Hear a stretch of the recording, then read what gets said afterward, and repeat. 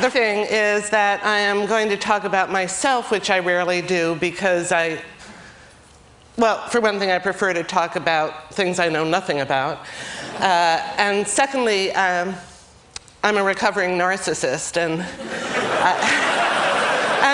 I didn't know I was a narcissist, actually. I thought narcissism meant you love yourself, and then someone told me there's a flip side to it. So it's actually drearier than self-love. It's unrequited self-love.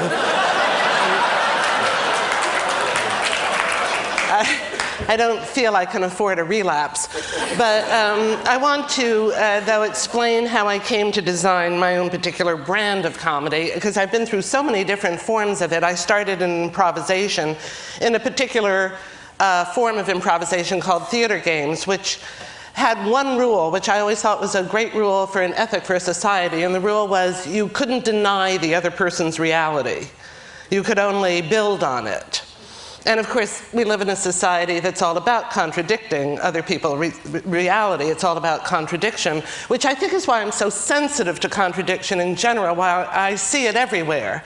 Like polls, you know, it's always curious to me that in public opinion polls, the percentage of Americans who don't know the answer to any given question is always 2%. 75% of Americans think Alaska is part of Canada, but only 2% don't know the effect that the debacle in Argentina will have on the IMF's monetary policy. To me is a contradiction. Or this ad that I read in the New York Times: wearing a fine watch speaks loudly of your rank in society. Buying it from us screams good taste. Or this that I found in a magazine called California Lawyer in an article that Shirley meant for the lawyers at Enron. Surviving the slammer, do's and don'ts. Don't use big words. Learn the lingua franca.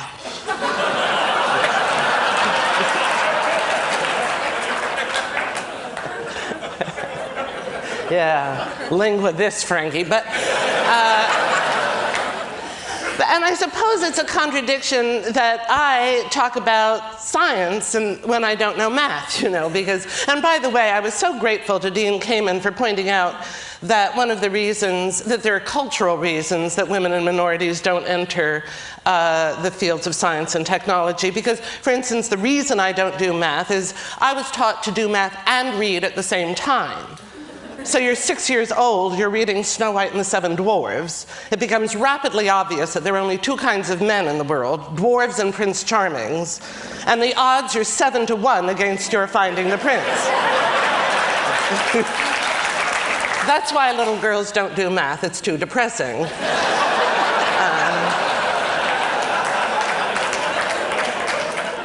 Of course, by talking about science, I also may, as I did the other night, incur the violent wrath of some scientists who were very upset with me. And I think I used the word postmodern as if it were okay.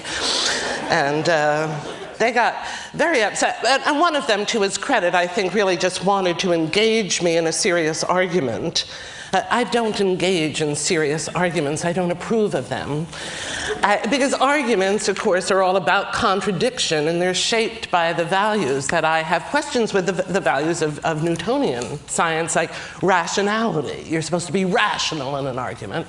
Well, rationality is constructed by what Christy Hefner was talking about today, that mind-body split, you know? So the head is good, body bad, head is ego, body id. When we say I, as when Rene Descartes said, I think, therefore I am, we mean the head. And as David Lee Roth sang in Just a Gigolo, I ain't got no body. So that's how you get rationality.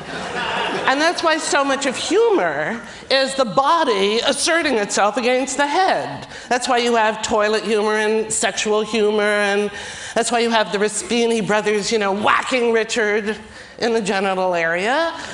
And we're laughing doubly then because it's the, you know, he's the body, but it's also... Richard, what did I say? Richard, yes, but it's also the head. the head of the conference. Because that's the other way that humor, like Art Buchwald, it takes shots at the heads of state. You know, he asserts it doesn't make quite as much money as potty humor, I'm sure, but nevertheless, what makes us treasure you and adore you.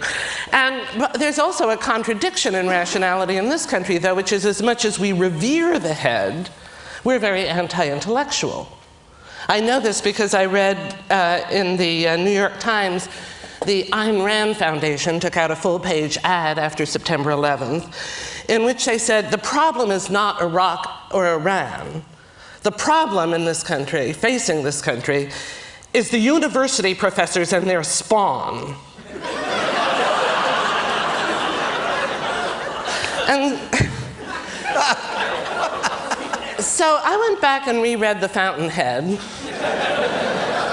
I don't know how many of you have read it. And I'm not an expert on sadomasochism.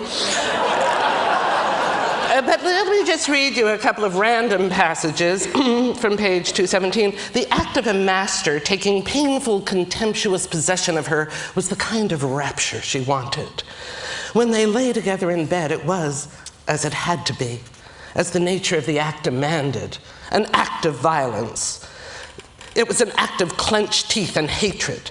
It was the unendurable, not a caress, but a wave of pain. The agony is an act of passion.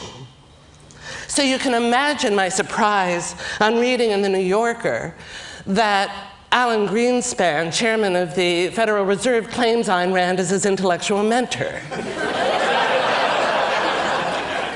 It's like finding out your nanny is a dominatrix.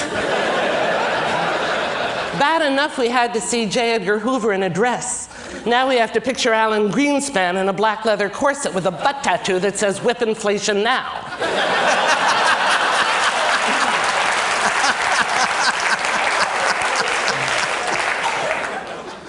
And Ayn Rand, of course, Ayn Rand is famous for a philosophy called objectivism, which it reflects another value of Newtonian physics, which is objectivity, you know, and objectivity basically is constructed in that same S&M way. It's the subject subjugating the object. That's how you assert yourself. You make yourself the active voice, and the object is the passive no voice. I was so fascinated by that Oxygen commercial. I don't know if you know this, but maybe it's different now, or maybe you were making a statement, but in many hospital nurseries across the country, until very recently anyway, according to a book by Jessica Benjamin, the signs over the little boys' cribs read, "I'm a boy," and the signs over the little girls' cribs read, "It's a girl." Yeah. So the passivity was culturally, projected onto the little girls. And, this still goes on. As I think I told you last year, there's a poll that proves this, a poll that was given by Time magazine, in which only men were asked, have you ever had sex with a woman you actively disliked? And, 58% said yes, which I think is overinflated, though, because so many men, if you just say, have you ever had sex? Yes! They don't even wait for the rest of the word. And of course, 2% did not know whether they'd had sex. That's the first callback of my attempted quadruple. So this subject-object thing, is part of something I'm very interested in, because this is why, frankly, I believe in political correctness. I do. I think it can go too far. I think Ringling Brothers may have gone too far with an ad they took out in the New York Times magazine. We have a lifelong emotional and financial commitment to our Asian elephant partners. Maybe too far, but I think that I don't think that a person of color making fun of white people is the same thing as a white person making fun of people of color, or a woman making fun of men is the same as men making fun of women, or poor people making fun of rich people the same as rich people. I think you can make fun of the haves, but not the have-nots, which is why you don't see me making fun of Kenneth Lay and his charming wife. What's funny about being down to 4 houses? And I really learned this lesson during the sex scandals of the Clinton administration, or as I call them, the good old days. When people I knew, people who considered themselves liberal and everything else, were making fun of Jennifer Flowers and Paula Jones, and basically they were making fun of them for being trailer trash or white trash. And it seems, I suppose, like a harmless prejudice and that you're not really hurting anybody until you read, as I did, an ad in the Los Angeles Times. For sale, white trash compactor.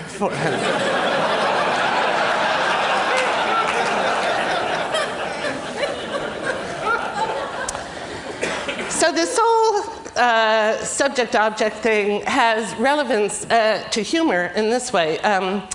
I read a book by a woman named Amy Richland, who's the chair of the classics department at USC, and the book is called The Garden of Priapus. And she says that Roman humor mirrors the construction of Roman society, so that Roman society was very top-bottom, as ours is, to some degree, and so was humor. There always had to be the butt of a joke. So it was always the satirist, like Juvenal or Marshall, represented the audience, and he was going to make fun of the outsider, the person who didn't share that subject status. And in stand-up, of course, the stand-up comedian is supposed to dominate the audience. A lot of heckling is the tension of trying to make sure that the comedian is going to be able to dominate and overcome the heckler. And I got good at that when I was a stand-up, but I always hate it because they were dictating the terms of the interaction in the same way that engaging in a serious argument determines the content, to some degree, of what you're talking about. And I was looking for a form that didn't have that. And so I wanted something that was more interactive, and I know that word is so debased now by the use of it by internet marketers. Yeah, I really miss the old telemarketers now, I'll tell you that. I do, because at least there you stood a chance. I used to actually hang up on them, but then I read in Dear Abby that was rude. So the next time one called, I let him get halfway through his spiel, and then I said, "You sound sexy." He hung up on me.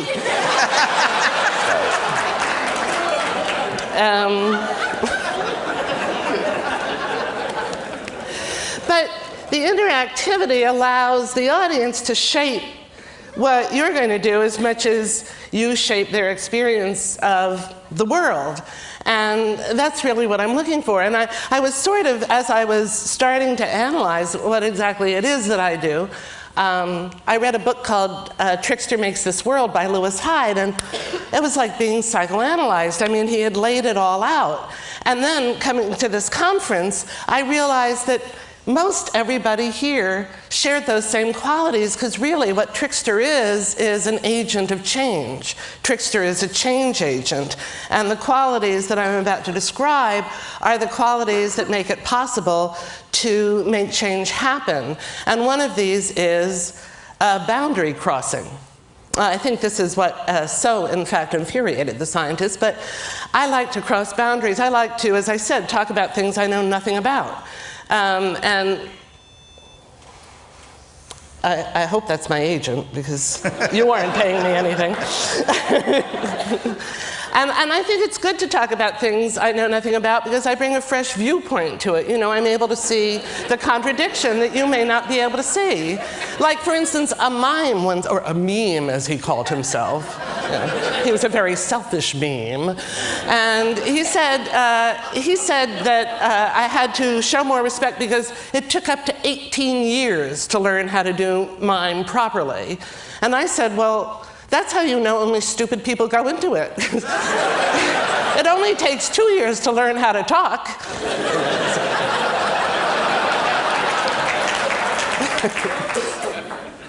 And you know, people, this is the problem with, quote, objectivity, end quote. When you're only surrounded by people who speak the same vocabulary as you or share the same set of assumptions as you, you start to think that that's reality.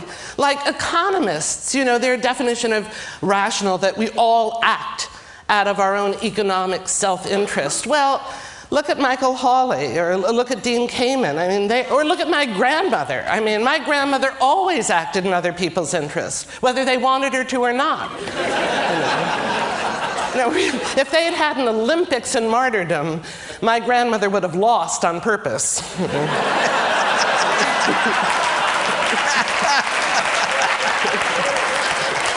No, you take the prize. You're young, I'm old. Who's going to see it? Where am I going? I'm going to die. You know, it's very... So that's one, this boundary crossing, this being a go-between, which Fritz Lanting, is that his name, actually said that he was a go-between. That's an actual quality of the trickster. And another is non-oppositional strategies. And this is, you know, instead of contradiction, where you deny the other person's reality, you have paradox, where you allow more than one reality to coexist. I think there's another philosophical construction. I'm not sure what it's called, but my example of it is a sign that I saw in a jewelry store. It said, "Ears pierced while you wait."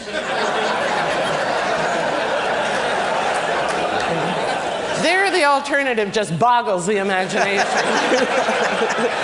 Oh, no, thanks, Phil, but I'll leave him here. Thanks very much, Phil. I have some errands to run, so I'll be back to pick him up around 5, if that's okay with you. What? Can't hear you, Bob.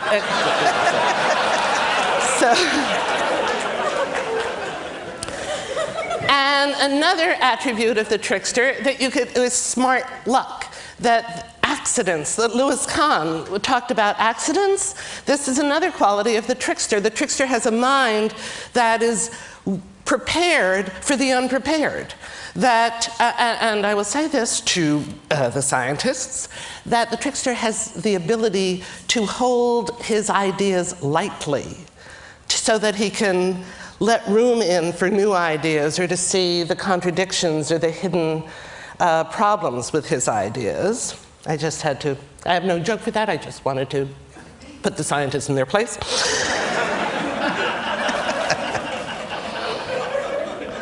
But here's how I think I like to make change, and that is in making connections. This is what I tend to see almost more than contradictions, like what did he call those toes of the gecko? You know, the toes of the gecko curling, uncurling, like the fingers of Michael Moschen. I love connections. Like, I'll read that one of the 2 attributes of matter in the Newtonian universe. There are 2 attributes of matter in the Newtonian universe. One is space occupancy. Matter takes up space, and I guess the more you matter, the more space you take up, which explains the whole SUV phenomenon, you know? And the other one, though, is impenetrability. Well, in ancient Rome, impenetrability was the criterion of masculinity. Masculinity depended on you being the active penetrator. And then in economics, there's an active producer and a passive consumer, which explains why business always has to penetrate new markets. Well, yeah, I mean, why we forced China to open her markets, you know, and didn't that feel good? And now we're being penetrated. You know, the biotech companies are actually going inside us and planting their little flags on our genes.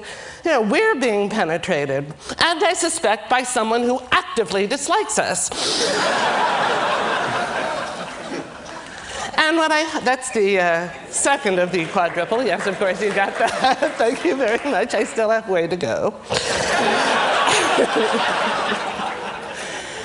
And what I hope to do when I make these connections is short circuit people's thinking, you know, make you not follow your usual train of association, but make you rewire. Literally, it's when people say about the shock of recognition, it's literally recognition, rewiring how you think. And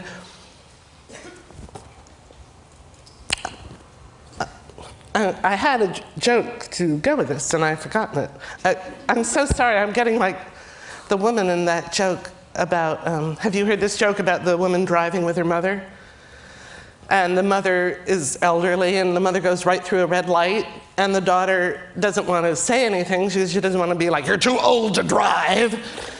And then the mother goes through a second red light, and the daughter says, as tactfully as possible, Mom, are you aware that you just went through 2 red lights? And the mother says, oh, am I driving?